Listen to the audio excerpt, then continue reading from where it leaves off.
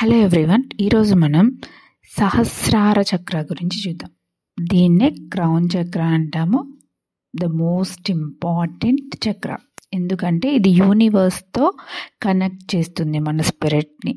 So spiritual connection with universe, enlightenment ఇవన్నీ ఉంటాయి.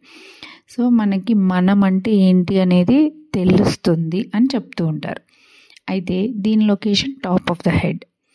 దీనికి associate organs brain, pineal gland and nervous system.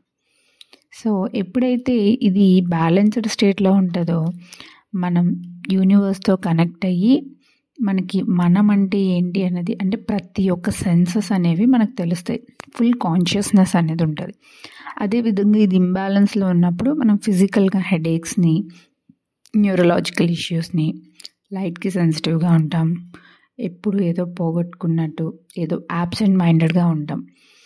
So దీన్ని మనం బ్యాలెన్స్ చేసుకోవాలి అనుకుంటే వైలెట్ కలర్ని విజువలైజ్ చేస్తూ మెడిటేషన్ చేస్తారు. అదేవిధంగా మనం వైట్ని విజువలైజ్ చేస్తూ కూడా చేయొచ్చు, ఎందుకంటే white is nothing but purity and universal ఎనర్జీకి ఒక సింబల్ కాబట్టి. నెక్స్ట్ అదేవిధంగా యోగాసనాస్లోకి వస్తే లోటస్ పోజ్ అంటే పద్మాసన, శవాసన, శీర్షాసన, ఈ మూడు కూడా దీన్ని అలైన్ చేస్తాయి. Okay, thank you.